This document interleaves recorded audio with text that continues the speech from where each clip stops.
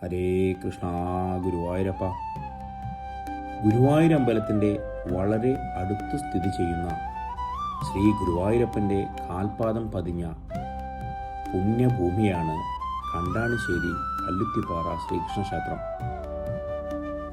ഗുരുവായൂർ ദർശനത്തിനെത്തുന്ന ഭക്തർ അധികം അറിയപ്പെടാത്ത ഒരു ക്ഷേത്രം കൂടിയാണിത്.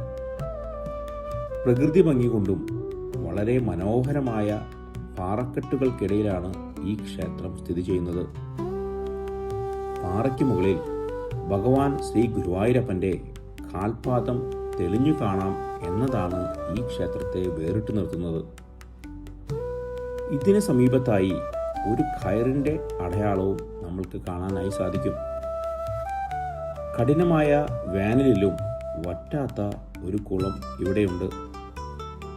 4 ആൾ താഴ്ചയുണ്ട് എന്ന് പറയപ്പെടുന്ന ഈ കുളത്തിലേക്ക് കടലിൽ ചാകരയുണ്ടാകുന്ന സമയത്ത് മീനുകൾ എത്താറുണ്ട് എന്നുള്ള കൗതുകകരമായ ഐതിഹ്യം കൂടിയുണ്ട്.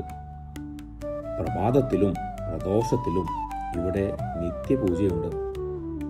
എല്ലാ മാസത്തിലും 1-ാം തീയതി വിശേഷാൽ പാദപൂജ നടക്കുന്നു. ഗുരുവായൂർ ദർശനത്തിന് വരുന്ന എല്ലാ നമ്മുടെ ഭക്തരും ചരിത്രവും ഐതിഹ്യവും ഇഴചേർന്ന ഈ ക്ഷേത്രം കൂടി ദർശിക്കാൻ ശ്രമിക്കുന്നത് വളരെ നല്ലതായിരിക്കും.